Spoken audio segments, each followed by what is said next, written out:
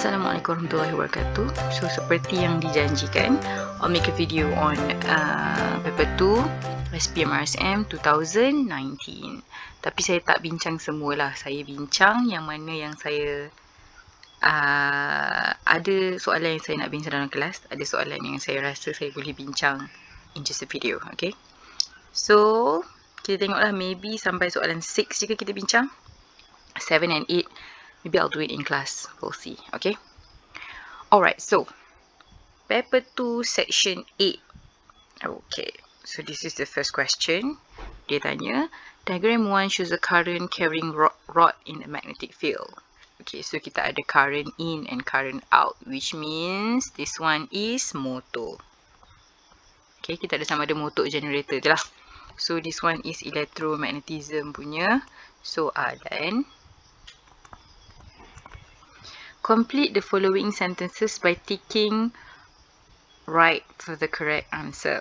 Okay, magnetic field is, okay, field, or bahasa Melayu dia medan. So ingat, kalau field je mesti ada kaitan dengan region or space. Okay, so jawapan dia clear lah. A region in which magnetic field experience a force. Okay. When the current flows, the rod will move. In diagram 1, mark the movement of the rod. Okay. So, because this is a motor, so kita akan guna Fleming left hand rule. Nah, okay. Fleming left hand rule. So, apa yang kita akan buat ialah kita guna Fleming left hand rule lah. Yang kita guna. So, current, cari dulu current flow ikut mana tu. So, kalau kita tengok current flow, this is current in. So, in ke sana. Current on the rod. Okay, so dia akan ke sini lah. Dan dia akan ke sini balik kan, dia out. So, current towards you. And then we have magnetic field to be downwards. So, the force will be that way. Okay, so that's how you tulis the force lah. Tak apa you nak buat kat sini pun boleh, kat mana-mana lah. Tapi janji dia punya direction is the same. It can be anywhere. Yang penting direction dia the same, and tolonglah label. So they know. Tak pun kalau you tak nak tulis F pun, you tulis balik nombor soalan. Contohnya ni B1. So here you tulis je B1. Something like that lah. Okay. B1. Macam tu. So they know lah that is the answer for B1. Kena ada label. Jangan biar kosong macam tu je. Okay. So it's either you label B1 or F lah. Tak payahlah dua-dua. So it's either you label as B1 or you nak label as F. Like this kan. This one. Yang I dah label F. So you pilih lah you nak label macam mana. Okay, now dia tanya, state the rule used to determine the movement of the rod. Tadi kita dah sebut, dia ialah ejaan nama, remember, kena betul. Okay, ni nama Fleming ni kena betul. Jangan ada double L, double M ke apa benda ke, salah. State one method to increase the speed of motion of the rod. Remember, kita ada 3 benda. Kita ada force, kita ada magnetic field, kita ada current. So, speed of the motion is actually ada kaitan dengan force. So, awak punya method, tak boleh lah cakap increase the force, salah lah. So, kita kena increase sama ada magnetic field or current. So, jawapan dia is either one lah. One je dia nak, tak payah tulis sampai 2.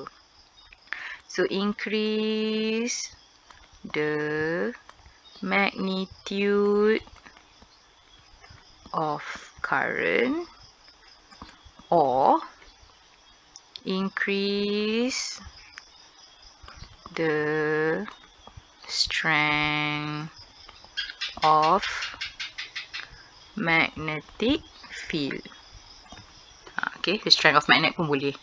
Apa-apalah yang ada kaitan dengan strength of magnet and also increase current. So, increase current, remember, kita ada juga factors affecting resistance kan. So, resistance low, current akan jadi high. So, ada banyak faktor. Kita boleh cakap pasal thickness. of the rod, boleh cakap pasal length, boleh cakap pasal resistivity juga. Okay. And strength of magnet, you boleh cakap pasal the size pun boleh lah. Okay. Selalunya the size, you cakap je the strength lah, sama lah kan. Okay. So, ni dia punya, ni kita panggil as general, these two. So, you nak bagi more, you nak bagi dia punya, apa ni, application ni pun boleh jugalah. Okay, guna wire yang macam mana, thickness dia macam mana, length dia macam mana, resistivity dia macam mana. So, boleh, bukan tak boleh. Okay. Alright, so that's done for 1. Okay, number 2. Diagram 2.1 shows the zero error of a micrometer screw gauge. Diagram 2.2 shows the reading of micrometer screw gauge or gauge, whatever, when an object is placed between the jaws. Okay. Name the type of zero error in diagram 2.1. Okay, notice name. Apa lagi tadi? Dia tanya pasal state. Ni semua benda-benda state the rule kan. Ni semua benda-benda yang satu markah. Yang soalan ni kita panggil low level lah. Soalan yang senang. Jadi jangan salah soalan yang senang. Level easy. Okay, level yang awak hanya perlu menghafal. Okay. So, name the type of zero error. So, kita tengok dekat sini. Kalau kosong ni dekat bawah. Ni bawah kosong ni dekat bawah daripada this one. Dia adalah sejenis positive zero error. Okay. Kalau in case kosong ni dekat atas daripada sini. Contoh saya buat. Okay. So, ni kosong kan. Kosong tu kat sini. Maksudnya dia dekat atas. Dia adalah negative zero error. So, untuk micrometer screw gauge, kita ada dua jenis. Sama ada positif or negative. So, name the type of zero error. This one is clearly positive zero error. Okay. And then dia tanya, based on diagram 2.1, what is the reading of the zero error? Okay, now dia nak reading.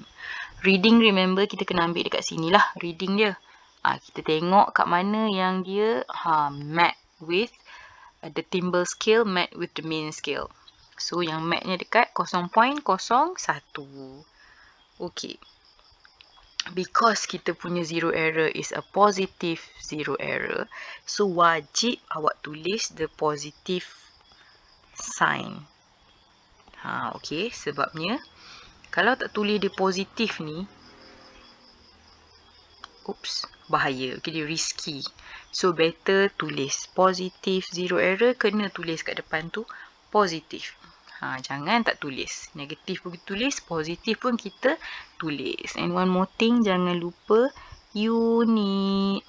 Unit untuk micrometer ialah millimeter. Sebab dia micro kan, micrometer dia kecil. So, unit dia is millimeter. Jangan salah unit. Okay, calculate the actual reading of the measurement. Okay, first kita kena tahu dulu macam mana nak cari actual reading. Actual reading, awak kena current reading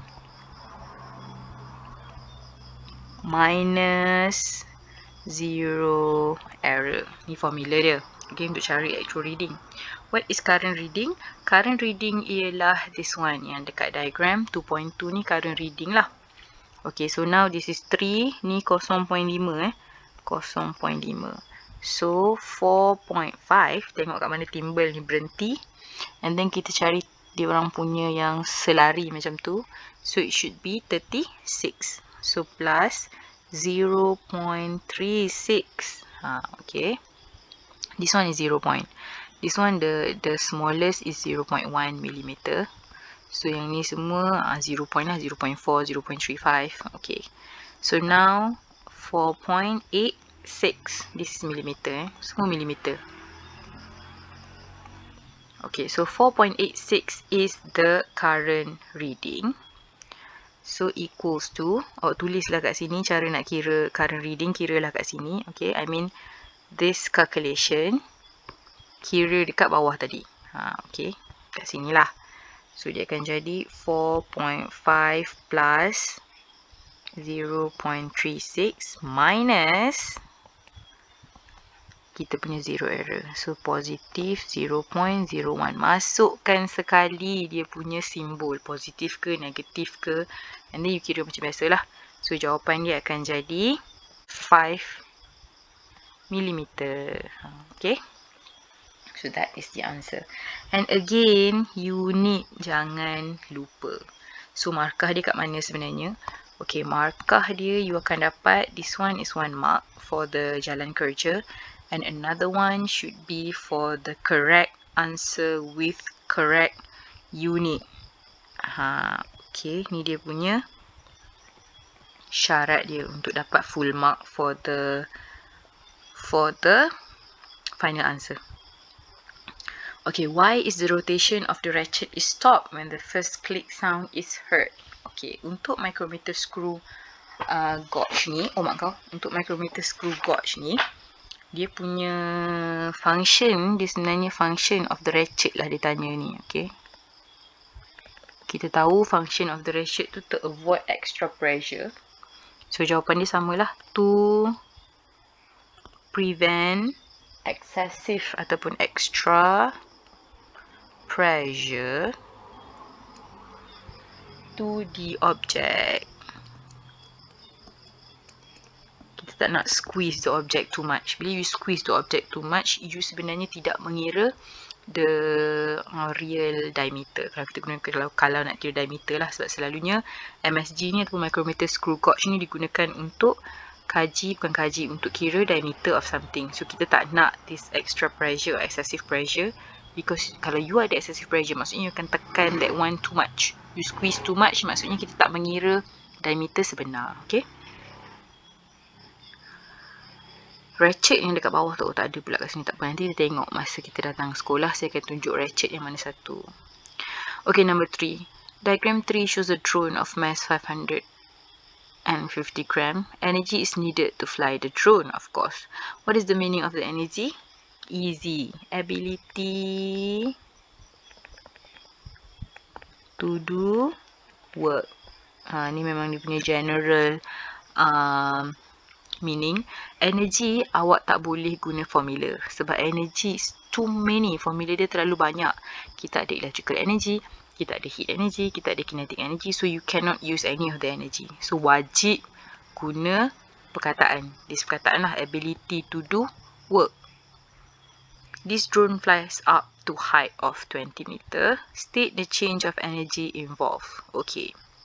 Energy involved kita kena start dari awal. Maksudnya awal-awal drone ni sebelum apa-apa berlaku, apa yang menyebabkan dia bergerak? Of course lah, kita ada electrical energy from the battery. Okay, so electrical energy sebelum dia naik ke atas, dia akan buat apa? Dia kena bergerak. So bila dia bergerak, energy apa? Kinetic energy. And then bila dia bergerak, dia naik atas, barulah kita panggil gravitational potential energy.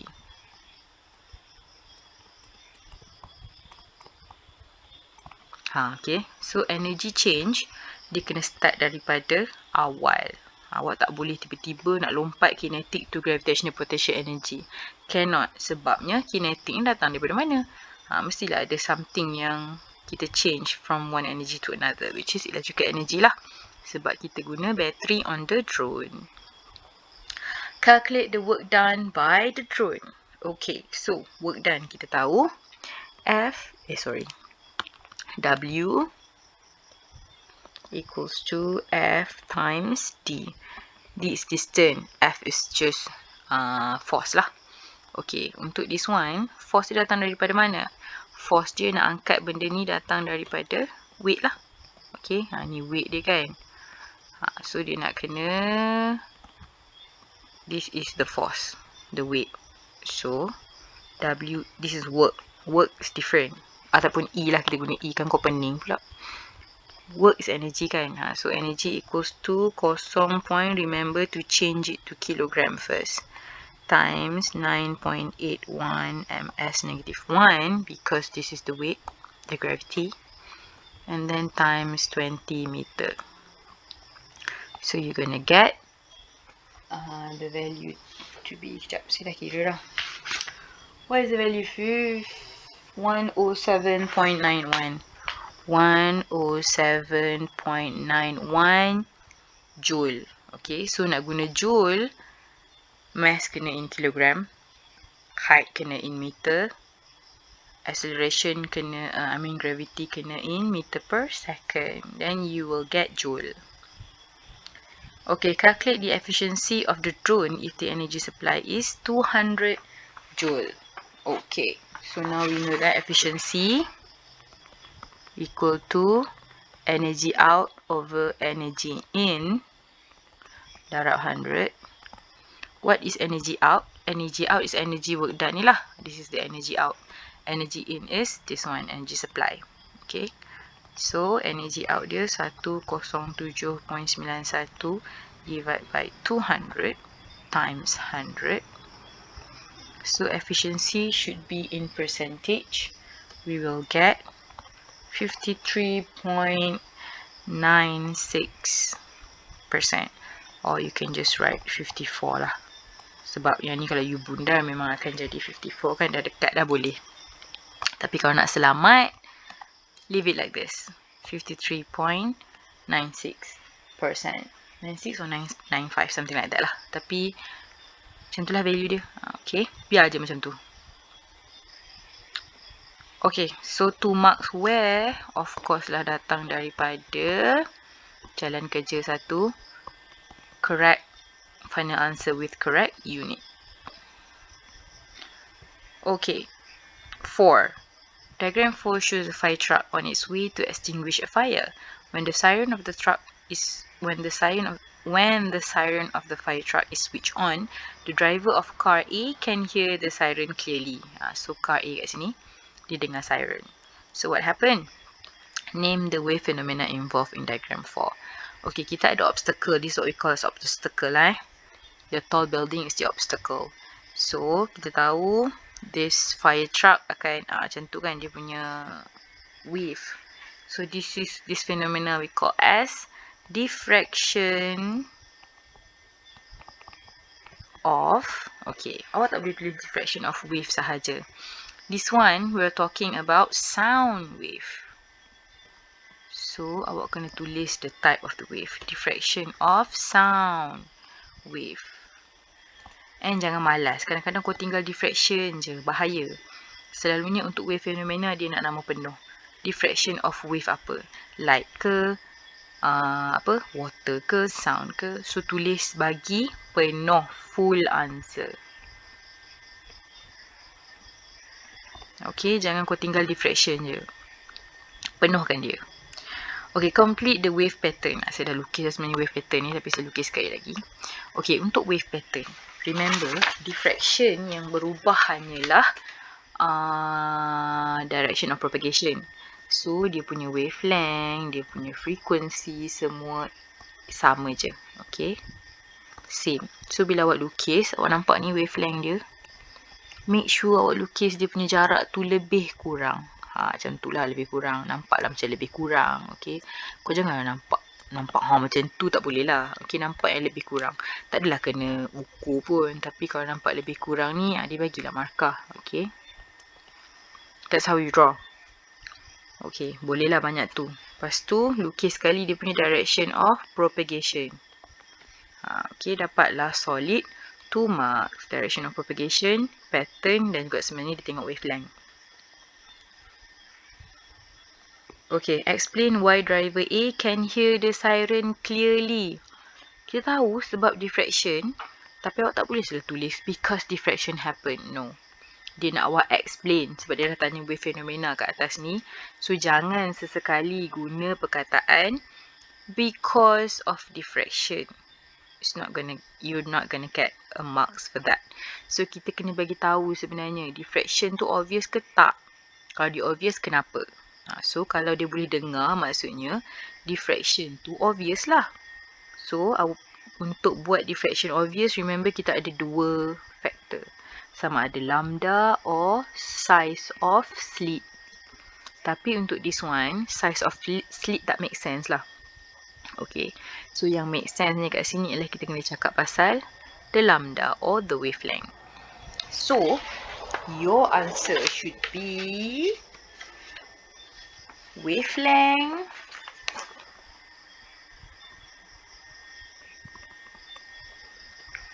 is bigger than the size of the obstacle.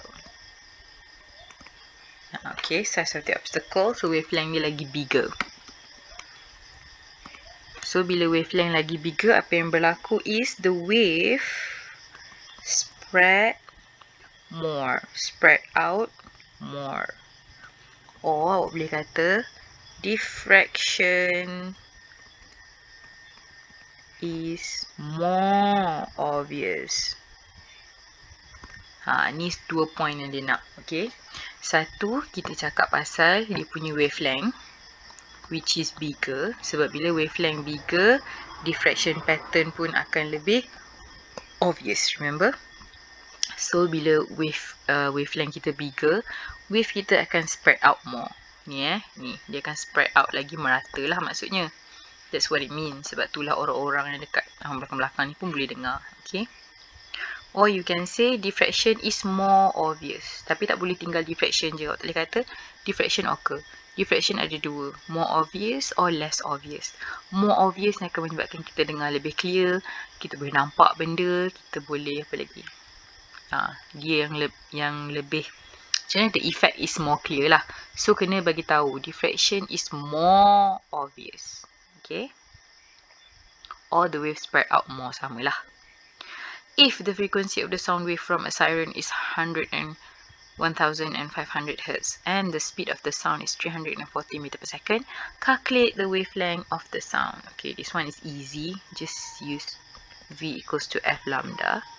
So lambda equals to V over F. So you gunalah 340 divided by 1,500 and then equals to 0.23 meter. Okay. Done.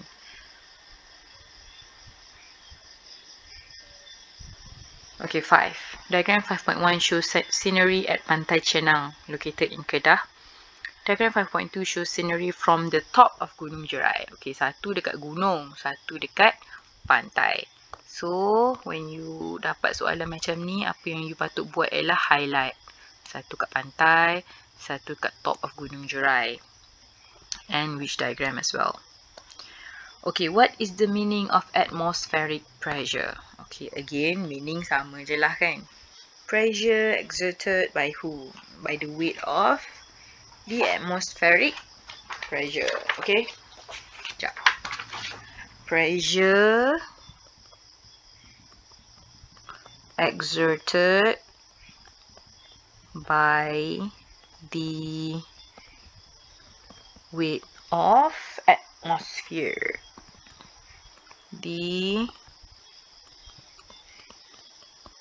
Nama pun atmospheric kan. So pressure datang daripada the weight of the atmosphere. Based on diagram 5.1 and 5.2, compare.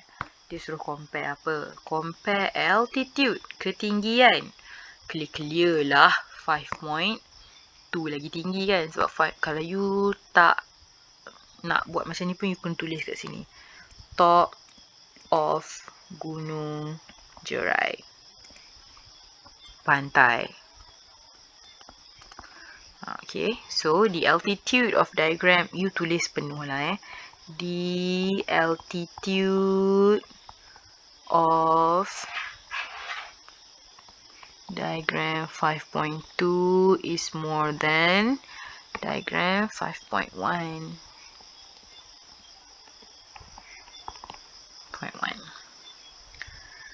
Density of air. Okay, so we do know lagi tinggi tempat tu, lagi sikit amount, lagi sikit apa kita panggil? Density of air. So, density of air in diagram 5.2 is less than diagram 5.1. Or you nak guna 5.1 is more than 5.2 pun tak salah. Silakan. Tulis ayat Kau jangan malas tulis ayat. Saya malas tak apa. I tak tulis, you faham je kan. Atmospheric pressure. Okay. Because of density of air ke atas tu sikit. Remember we said that atmospheric pressure datang daripada the weight of atmosphere itself. So kalau density of air tu sikit, mestilah weight dia pun.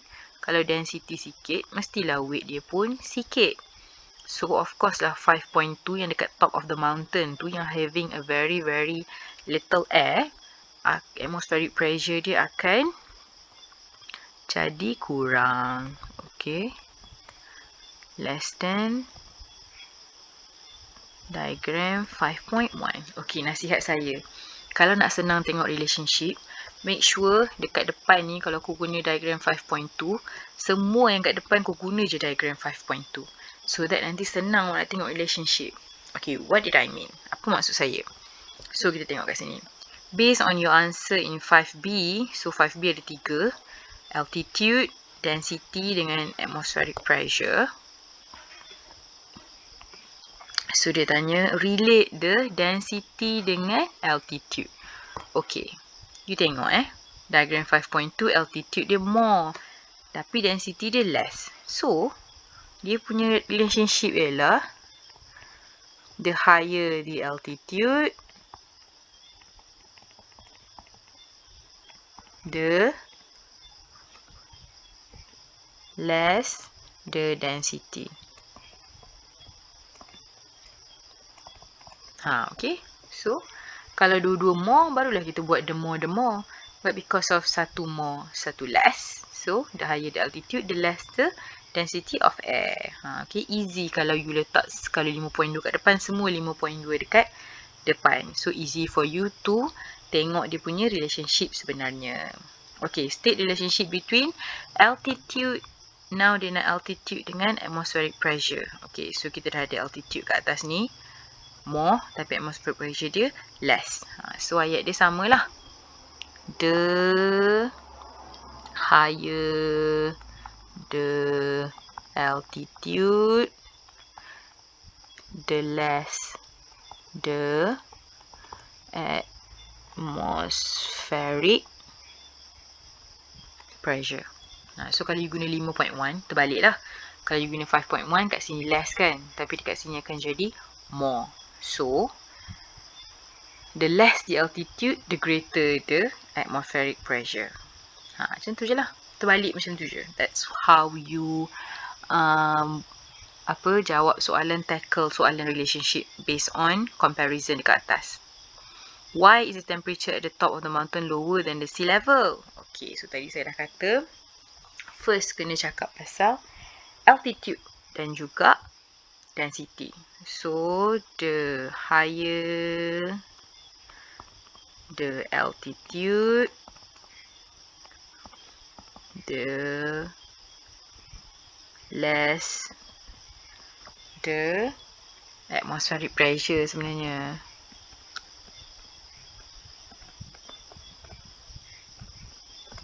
So, the lower the atmospheric pressure,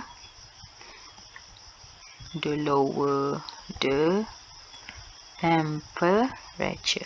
You can answer it like this. Ataupun awak boleh cakap pasal density of air. Okay, or you say the higher the altitude. So, kita ada low density of air. Which means low pressure lah. Low pressure. So, less average kinetic energy. Kalau ikut ni lah jawapan dia. Less average kinetic energy ni. Because average kinetic energy ni we're talking about temperature. I mean measured by temperature. So, bila less average kinetic energy, of course lah temperature pun akan jadi less. Kenapa less average kinetic energy, cikgu? Sebab less air particle. Okay. Average kinetic energy akan jadi sikit lah. Average kinetic energy kan kita kira daripada semua partikel. So, kalau partikel awak sikit, of course lah average kinetic energy pun akan jadi sikit. which then lower the temperature. Ni dekat skema lah dua jawapan ni. Tapi bagi saya lah sebenarnya yang awak kena jawab ialah this one. Okay, less average kinetic energy sebenarnya kat atas tu.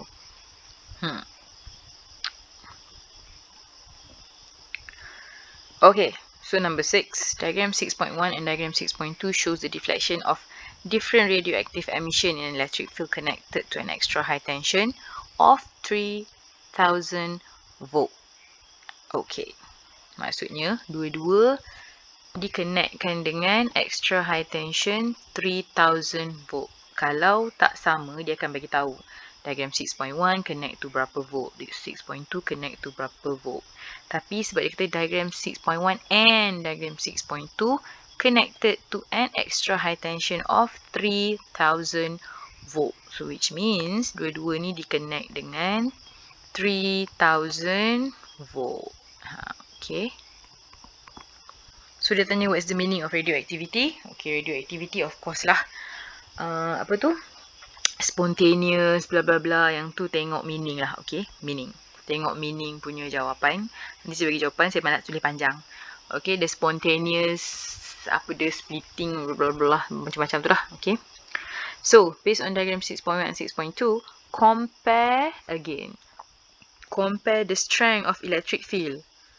Okay, electric field nak dapat daripada mana? Electric field of course lah dapat daripada kita punya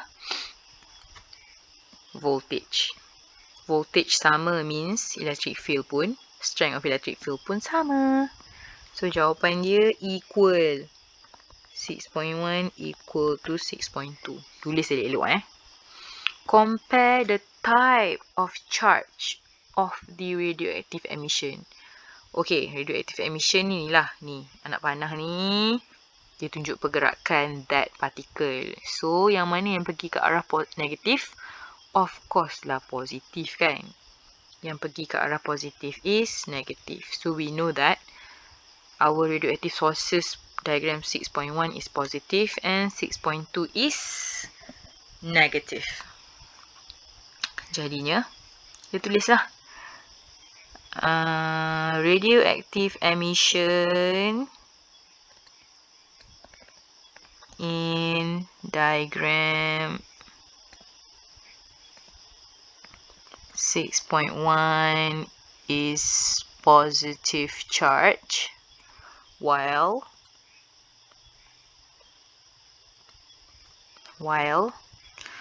W-H-I-L-E, while, yes.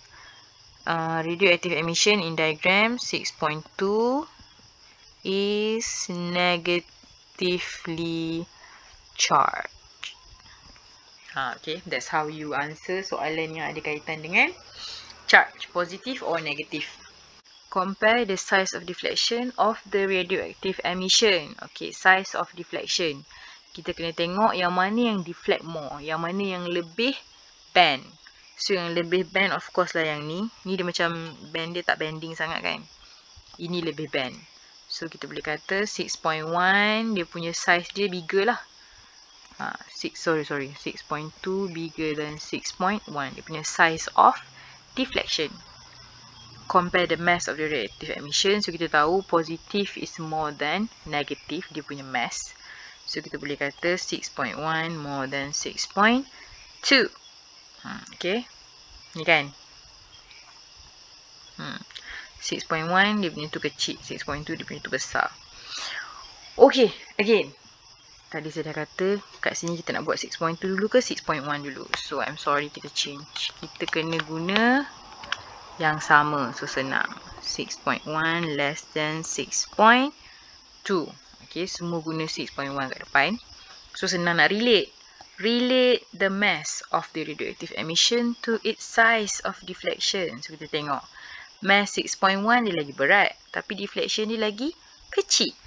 So, how to relate? Kita katalah, the greater the mass, the smaller the size of deflection. The greater the mass of radioactive emission. Tulislah bagi penuh-penuh. Okay, the greater the mass of radiative emission, the smaller the size of deflection. Alright, based on diagram 6.1, state 1 method to increase the size of deflection of the radioactive emission. Okay, macam mana kita nak besarkan dia punya size? Of course lah, kita kena tingkatkan apa ni? 6.1 kan kecil kan? So kita nak besarkan deflection ni, of course lah kita kena tambah potential difference. Okay, so tambah more current lah. So jawapan dia ialah increase potential difference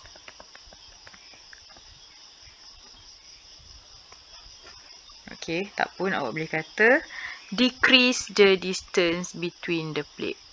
Decrease the distance between the plate. Okay, give one reason for your answer. Of course lah, sebab kita nak increase the, tengok balik soalan tadi, strength of electric field. So kita nak increase the strength of electric field. Okay, tu je untuk this video. Soalan 7 dengan 6 saya nak bincang dalam kelas. So yeah, that's all for now. Thank you.